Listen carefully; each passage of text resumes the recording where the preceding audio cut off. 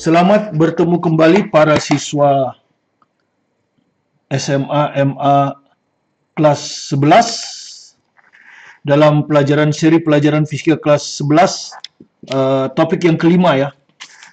Nah, di sini saya akan membawakan suatu topik yang menarik karena saya juga melakukan kesalahan yang sama ya.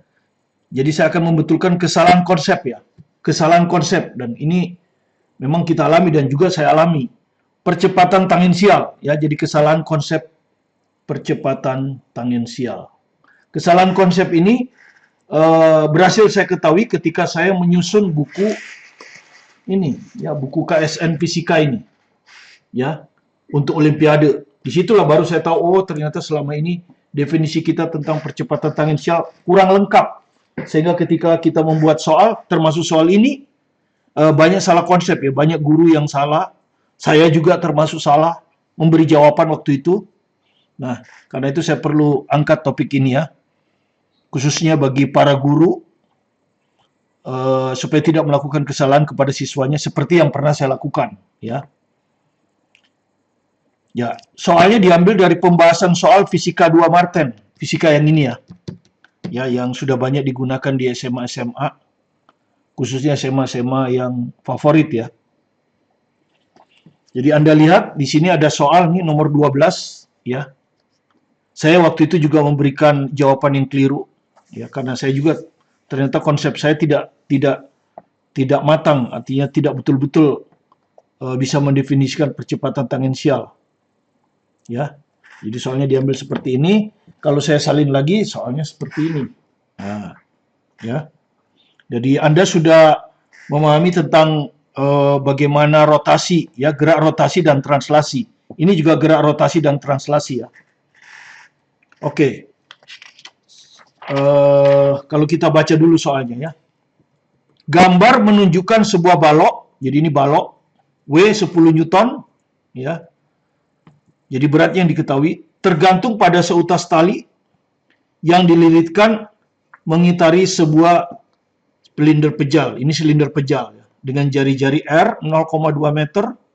Beratnya juga yang diketahui, bukan masanya. Ya, tapi Anda sudah tahu kalau berat 10 Newton berarti massa 1 kilo. Berat 40 Newton berarti masanya 4 kilo, karena kebetulan gravitasinya 10 ms kuadrat ya. Oke. Permukaan mendatar, ini permukaan mendatar, tempat silinder bergerak adalah licin. Jadi dia udah bilang ini licin. Beda ya, kalau ini kasar beda. Ini licin. Artinya di sini tidak ada gaya gesek. Ya, gesekan diabaikan. Katrol juga dianggap licin. Ini katrolnya dianggap licin dan Anda lihat tidak bermassa. Jadi katrol di sini hanya berfungsi meneruskan gaya. Ya, tidak berotasi ya, katrolnya tidak berotasi. Oke. Tentukan percepatan balok. Jadi berapa percepatan balok ini nanti bergerak turun. Dan tegangan dalam tali. Tegangan dalam tali. Ya, itu ya soalnya. Kalau kita gambar ulang ya, maka kita akan dapatkan seperti ini soalnya ya toh. Ini adalah silindernya, silinder pejal ya. Jadi ini bukan kosong, ini pejal ya. Ini titik O, anggap aja sama dengan titik pusat massa ya.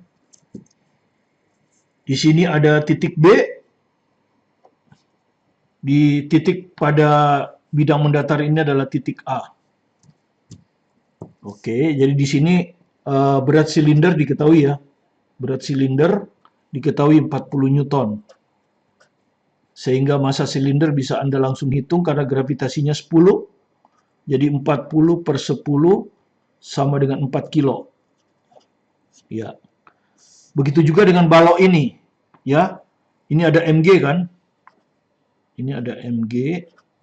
Nah, mg-nya ini diketahui 10 Newton. Ya. Maka massanya adalah berat dibagi gravitasi 10 dibagi 10. 1 kilo. Ya. Pokoknya massanya tahu 1 kilo. Nah, sebelum membuat soal ini kita definisikan dulu secara benar. Apa sih percepatan tangensial itu? Tangensial itu artinya singgung ya, 90 derajat. Biasanya 90 derajat terhadap radial. Jadi kalau Anda ambil titik ini terhadap titik radial kan. Nah, ini 90. Ya. Jadi percepatan singgung pasti di sini, percepatan tangensial pasti di sini. Ini ada tali kan? Nah, Anda tahu tali ini akan memberikan tegangan kan? Di sini akan ada tegangan tali. Menarik balok ini, tegangan di ujung sini menarik menarik katrol. Dan karena talinya tidak bermassa, maka tegangannya sama. Kemudian pindah di sini sama juga. Kenapa? Karena katrolnya tidak berotasi. Kalau katrolnya berotasi, ini dengan ini beda. Tapi di sini katrolnya tidak berotasi. Karena masanya tidak diketahui, diabaikan dan dianggap licin. Kemudian ini akan diteruskan ke sini. Ini akan ditarik dengan tegangan tali. Ya. Nah, gaya ini bekerja pada arah singgung dari radial ya, tegak lurus. Jadi percepatan tangensial itu harus bekerja pada titik di mana gaya menyebabkan rotasi. Ya, titik di mana gaya menyebabkan rotasi ya. Jadi ini ada dua titik ya. Mana yang titik singgung? Apakah B atau A? Karena A juga nanti kan kalau kita hubungkan ke sini juga tegak lurus ini. Nah, jawabannya adalah B. Kenapa? Karena di B inilah bekerja gaya. Ya, gaya yang akan menyebabkan dia berotasi. Ini, di sini nggak ada. Gaya gesek nggak ada tuh. Tidak ada gaya gesek, nggak ada. Nah, nanti di soal lain, nanti soal berikutnya mungkin kita ambil gaya gesek ya. Diketahui. Beda lagi. Tapi definisi percepatan tangensial tetap sama. Ya. Jadi percepatan tangensial yang dimaksud di sini adalah yang ini. Ya, di sini akan ada percepatan tangensial. Nah, di sini yang sering kita tulis A tangensial itu. Ya kan? Nah, bekerja ya, A tangensial ya. Apa itu A tangensial? Definisi yang benar ini ya. Percepatan titik singgung di mana gaya tangensial bekerja. Jadi percepatan ini gaya tangensialnya. Jadi ini, bukan ini ya. Relatif. Nah, ini relatif. Relatif terhadap pusat massa ini. Jadi percepatan di ini, percepatan titik singgung, jadi A tangensialnya adalah percepatan titik singgung relatif terhadap pusat massa. Pusat massa dari benda yang berotasi tentu. Yang benda yang berotasi kan ini pusat massa ini. Ya, pusat massa benda yang berotasi. Bukan benda yang ini atau benda yang ini, bukan.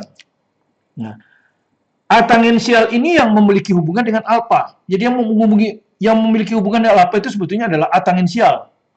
Bukan A pusat massa. Tapi kenapa nanti bisa jadi A pusat massa itu ada kondisinya lagi. Nanti kita akan jelaskan. Ya, ini kondisinya nggak dipenuhi untuk ini.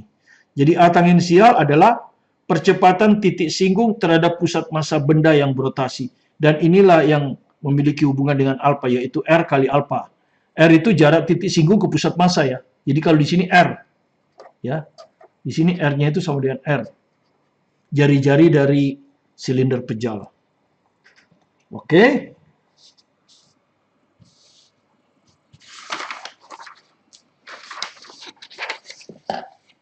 Ya. Jadi gaya tangensial yang bekerja pada silinder berotasi adalah tegangan tali T yang bekerja di titik singgung B. Dengan demikian, maka yang dimaksud dengan A tangensial adalah percepatan titik singgung B. Ya, relatif terhadap pusat massa. Jadi nanti kalau kita tulis jadi AB, titik singgungnya itu B terhadap pusat massa. Nah, begini ya. Jadi A tangensial ini adalah A titik B, titik yang ini, terhadap pusat massa silinder tentu ya. Inilah yang sama dengan R kali alfa. Ya, itu definisi. Kemudian di sini ada titik B, di sini ada pusat massa, di sini ada tanah. Tanah sebagai acuan kita untuk menggunakan hukum Newton. Karena kalau kita menggunakan hukum 2 Newton, acuan referensi kita itu adalah tanah. Jadi percepatan harus terhadap tanah, gaya juga harus terhadap tanah. Ya, kita tidak bicara tentang gaya fiktif. Gaya fiktif itu khusus untuk yang olimpiade, siswa yang ikut olimpiade. Ya, kalau di yang tidak mengalami olimpiade seperti di sekolah ya acuannya tanah. Jadi ya, perhatikan ini ada A, B terhadap pusat massa silinder, tapi di sini ada acuan kita tanah. Nah, kita sudah belajar di percepatan sebelumnya bahwa yang di kelas 10 atau ya kelas 10 biasanya. Ya, kan Anda sekarang udah kelas 11. Ini artinya AB terhadap tanah, ya, jadi AB terhadap tanah ditambah A tanah terhadap pusat massa silinder. A tanah terhadap pusat massa. Pusat massa di sini pusat massa silinder ya. Nah, inilah yang sama dengan R alpha.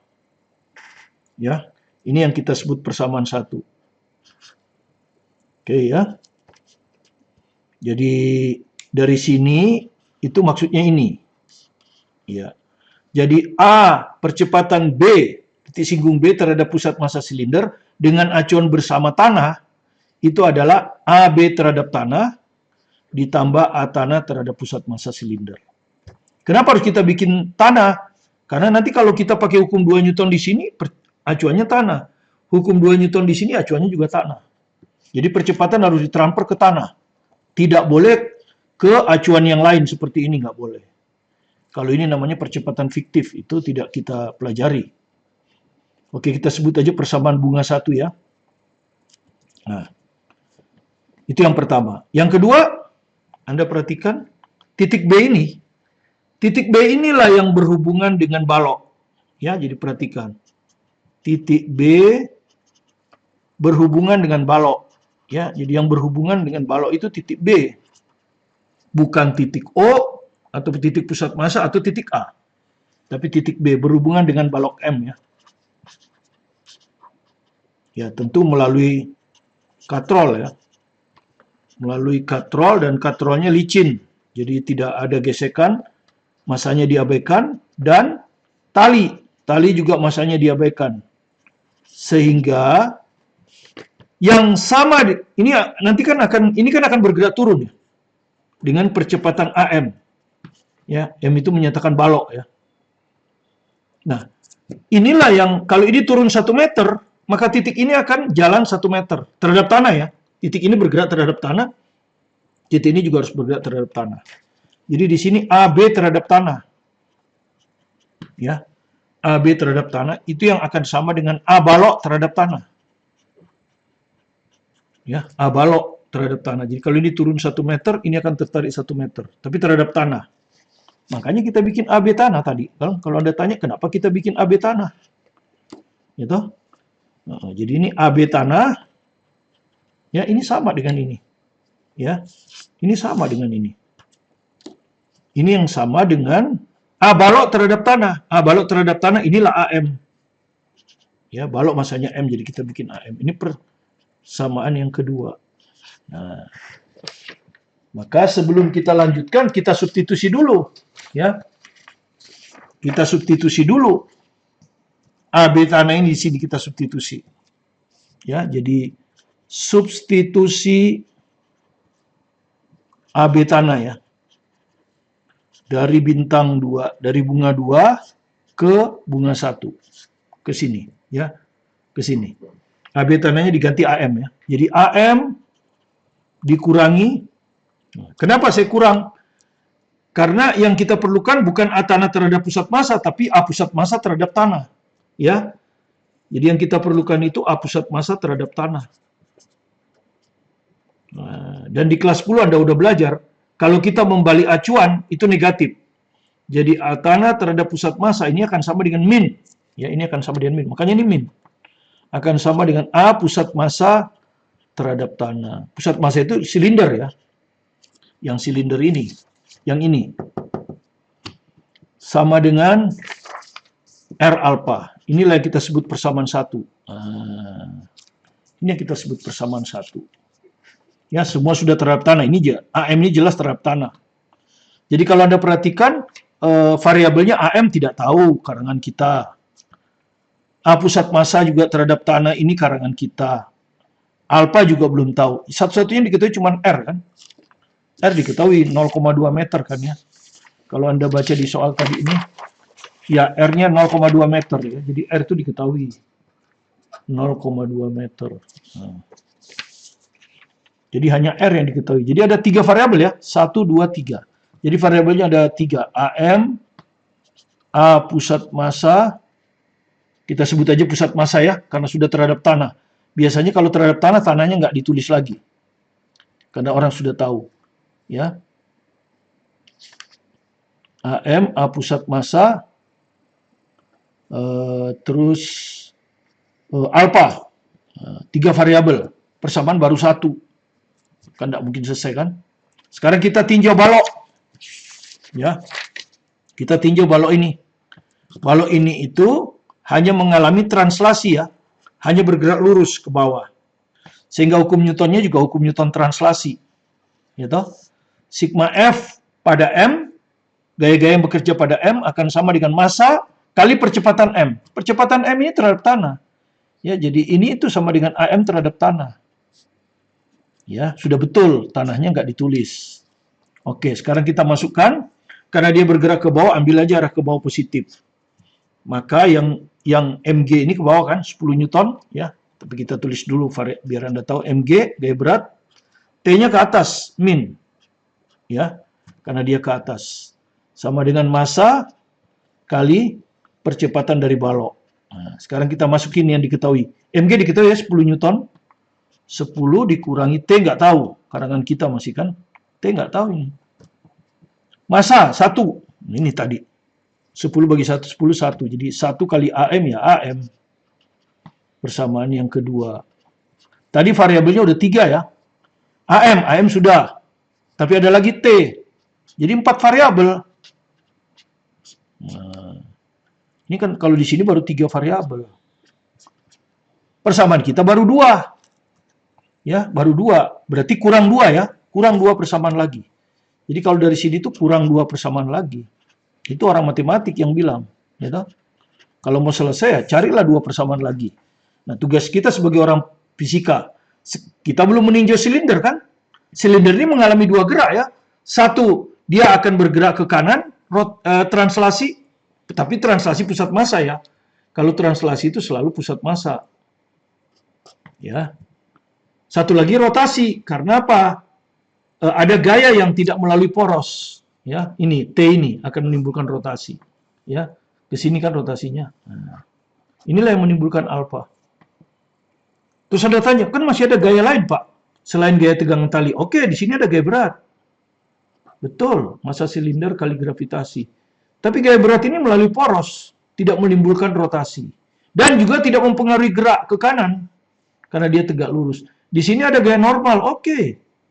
Tapi gaya normal ini juga tidak menimbulkan rotasi karena melalui poros. Kedua, gaya normal ini juga tidak menimbulkan gerak mendatar. Jadi, tidak ada gunanya mg dan E. Kenapa gaya ini normal tidak berguna? Karena tidak ada gaya gesek. Ingat, gaya gesek 0. Ya, sehingga gaya normal tidak ada gunanya. Sebenarnya gaya normal ini kan tujuannya menghitung gaya gesek. Ya toh? Jadi karena gaya gesek nggak ada, ya nggak ada gunanya. Oke? Jadi sekarang kita tinjau gerak translasi dulu. Jadi sigma F dari pusat massa ya. Kalau namanya translasi itu pusat massa silinder, biar tahu. Ya, tentu akan sama dengan massa silinder kali A pusat massa. Ini terhadap tanah ini. Silinder. Nah, tadi kita udah ada kan A pusat massa terhadap tanah ini. Gitu? Nah, biasanya tanahnya kan nggak kita tulis. Jadi ini sudah Pak, benar A pusat massa, ini juga A pusat massa. Oke, sekarang kita masukkan. Gaya yang menyebabkan translasi hanya satu ya. Mg tidak, normal enggak. Jadi hanya T. Ke kanan, kita ambil aja arah ke kanan plus. Ya toh? Ambil saja arah ke kanan plus. Sehingga ini plus T sama dengan massa silinder. Sudah kita hitung tadi 4 ya. 4. Jadi 4 kali A pusat massa. Nah, ini persamaan yang ketiga. Nambah nggak variabelnya? T sudah tuh. A pusat massa sudah juga, nggak nambah. Berarti masih kurang 1 persamaan lagi. Gitu. Kurang 1 persamaan lagi. Baru secara fisika selesai. Sudah itu tinggal matematik, ya nggak? Oke, kita tahu kita masih punya satu lagi yang bisa diaplikasikan, yaitu rotasi. Rotasi silinder terhadap pusat massa. Ya. Maka kita pakai hukum 2 Newton untuk rotasi. Sigma torsi, ya. Pusat massa sama dengan I pusat massa kali alfa gitu ya. Ya. Apa yang menyebabkan torsi terhadap pusat massa di sini? Hanya T. Hanya T dengan momen R. Jadi T kali R karena 1, maka anggap aja arah begini itu positif. Ya kan begini kan, anggap aja positif. Karena hanya satu, kalau ada dua arah baru yang satu positif, yang satu negatif. Sama dengan I pusat massa, ya kita hitung. I pusat massa silinder. Pejal. Kalau diketahui, tidak diketahui. Kalau tidak diketahui, kita anggap rumusnya adalah setengah massa silinder kali jari-jari dari silinder pangkat 2. Dan massa silinder diketahui 1 kan? 4, sorry. Massa silinder ini 4. Ini kan. Jari-jarinya juga diketahui 0,2. 0,2 kuadrat. Nah ini kalau Anda hitung, 2 kali 0,04, jadi 0,08. Nah, masukkan ke sini 0,08 kali alfa. Ya. Ya, sekarang R-nya dimasukkan. Ini kan belum dimasukkan. R-nya berapa? 0,2. Jadi 0,2 T sama dengan 0,08 alfa. Ya. Ya, dengan kata lain T-nya sama dengan itu ya 0,4 alfa. Nah, inilah persamaan yang keempat.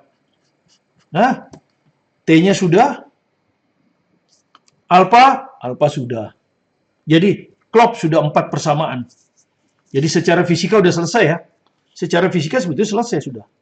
Nah, kalau secara matematik kita daftar lagi. Kita daftar lagi nih, sekarang matematik kan. Nah, kita daftar lagi. Daftar keempat persamaan yang telah diperoleh untuk menghitung percepatan balok. Nah, tujuan kita kan percepatan balok. Jadi kalau saya keluarkan yang ditanya ya.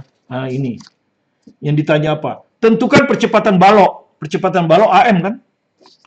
Dan tegangan tali T. Jadi yang ditanya itu AM berapa, T-nya berapa. Oke, kalau saya daftar persamaan 1 tadi, ini. AM dikurangi A pusat massa sama dengan 0,2 alfa. Perhatikan AM yang mau ditanya ya. Oke. Yang persamaan yang kedua 10 kurang T sama dengan AM. Ini ya, perhatikan yang mau ditanya AM. Jadi jangan dihilangkan AM ini. Oke. Jadi AM itu ada di persamaan 1 dan 2. Persamaan 3 ini. T sama dengan 4 AM. T sama dengan 4 AM. Persamaan yang keempat yang barusan T sama dengan 0,4 alfa. Nah, pertama tentu kita harus hilangkan T, ya toh? Nyatakan dalam A pusat massa, ya toh? Ya, ini nggak boleh hilang ini, karena ini yang ditanya. Ini nanti akan masuk ke sini ya. Ini nanti akan masuk ke sana. Oke, jadi hilangkan dulu A pusat massa. Ya, ini kan harus hilang. Jadi A pusat massa sama dengan T per 4. Oke, jadi udah berhasil ya A pusat massa dinyatakan dalam T. Nah, sekarang di sini ada 0,2 alfa. Ini juga harus hilang kan? Yang nggak boleh hilang cuma AM, 0,2 alfa. Sementara ini 0,4 alfa. Maka yang kita perlukan 0,2 alfa ya. Ya, berarti duanya dioper ke sini. Jadi 0,2 alfa itu T per 2. Nah, ini. Ya. Sekarang ini sudah kita masukkan ke nomor 1. Ya, ke nomor 1 ini. Berarti nomor 3 udah kita pakai, nomor 4 kita udah pakai, nggak boleh lagi dipakai. Yang belum dipakai nomor 2 ini. Ini belum dipakai. Ya, jadi sekarang kita masukkan dulu ke nomor 1. Ini ke nomor 1. Ya. Oke. Sekarang kita lihat nomor 1. AM tetap ya, AM. A pusat massa, ini T per 4. Ya toh? Jadi dikurangi T per 4. Jadi nyatakan dalam T dulu. 0,2 alfa, T per 2. Nah, T per 2. Kalau persamaan ini saya kalikan 4, ya supaya tidak ada ini, makanya jadi apa? 4 AM kan? Ini kalau kita kalikan 4, min T. Ini 2T, ini ke sana, 3T, ya toh? Jadi ini kalau kita kalikan 4, 2T.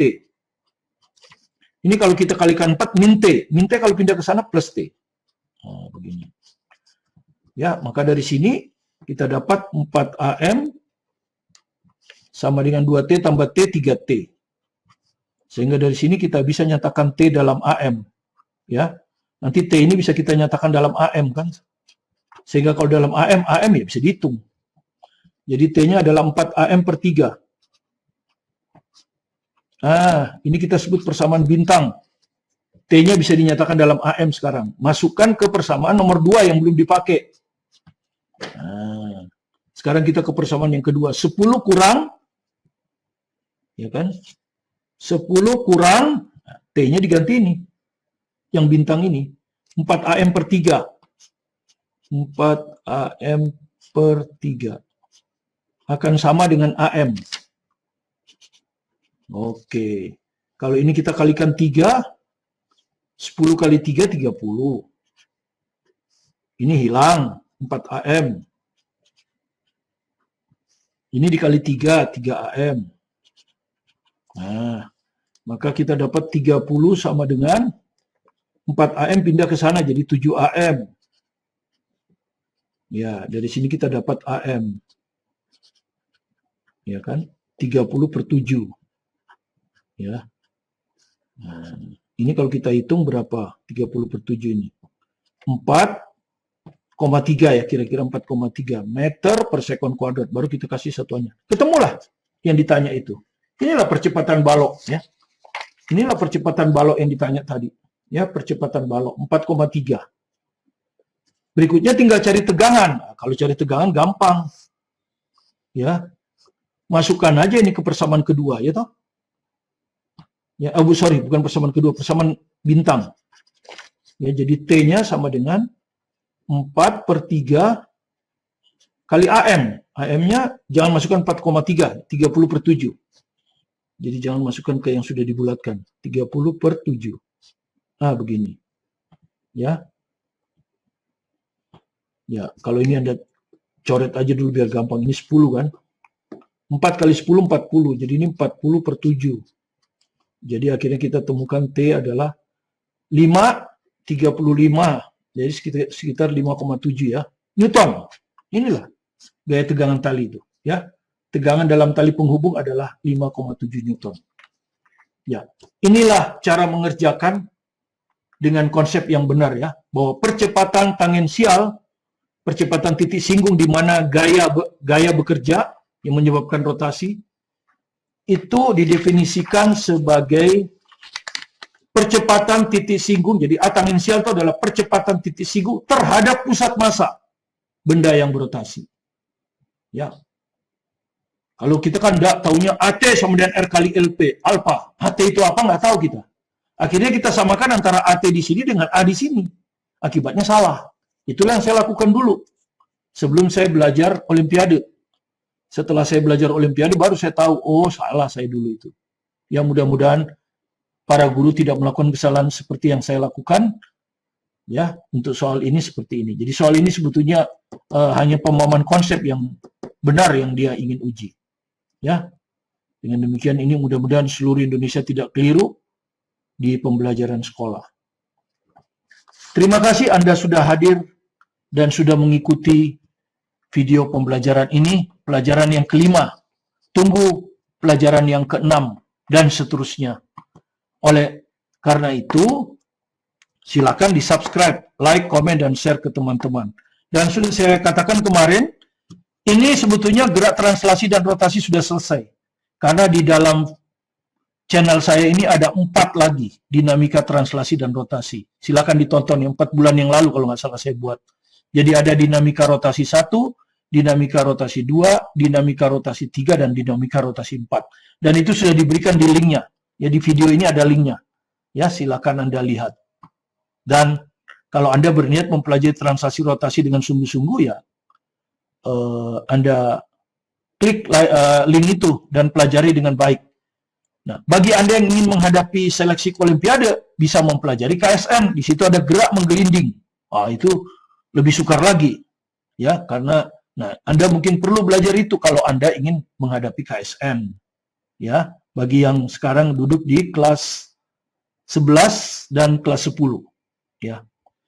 Oke, itu aja yang bisa saya beritahukan. Tetap semangat belajar di rumah secara mandiri.